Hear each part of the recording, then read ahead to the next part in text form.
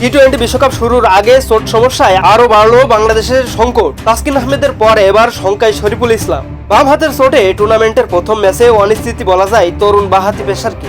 পাঁজরের পাশের চোট সঙ্গে নিয়েই বিশ্বকাপ খেলতে গেছেন তাসকিন আহমেদ। এখনো সুস্থ না হয় টুর্নামেন্টের শুরুর আগে ভারতের বিপক্ষে শেষ প্রস্তুতি ম্যাচে নামতে পারেনি তিনি। ওই ম্যাচে পাওয়া চোটে এখনও অনিশ্চয়তা তৈরি হয়েছে শরীফুলকে ঘিরে।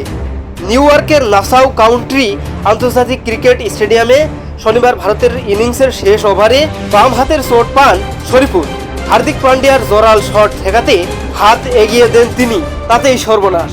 ব্যথায় কাতরাতে কাতরাতে মাঠ ছেড়ে যেতে হয় শরীফুলকে। হাত থেকে রক্ত ঝরতেও দেখা যায়। ম্যাচ শেষে অধিনায়ক নাজমুল হোসেন শান্ত জানান, হাসপাতালে নেওয়া হয়েছে শরীফুলকে। তাৎক্ষণিকভাবে আর কিছু বলতে পারেননি তিনি। বিসিবির দেওয়া ভিডিওতে রোববার সকালে শরীফুলের চোটের সর্বশেষ অবস্থা জানালেন দলের সঙ্গে থাকা চিকিৎসক দেবাশিস চৌধুরী। ভারতের বিপক্ষে প্রস্তুতি ম্যাচে বল ঠেকাতে গিয়ে বাম হাতের তর্জনী ও মধ্যভার সংযোগস্থলে চোট পান শরীফুল।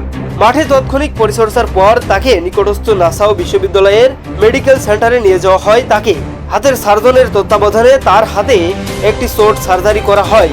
হাতে 6টি সেলাই দেওয়া হয়েছে। 2 দিন পরে ড্রেসিং পাল্টানোর জন্য আমরা আবার সার্জনের কাছে যাব।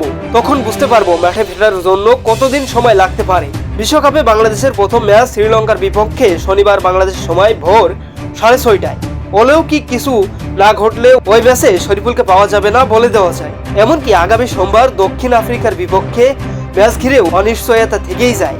শরীফুলের মতো অনিশ্চয়তা তাসকিনকে ঘিরেও। সবকিছু ঠিক থাকলে বুধবার পূর্ণ রান আপে বোলিংয়ে ফেরার কথা অভিজ্ঞ পেসারের। এরপর সার্বিক অবস্থা বিবেচনা করে ম্যাচ খেলার ব্যাপারেও সিদ্ধান্ত।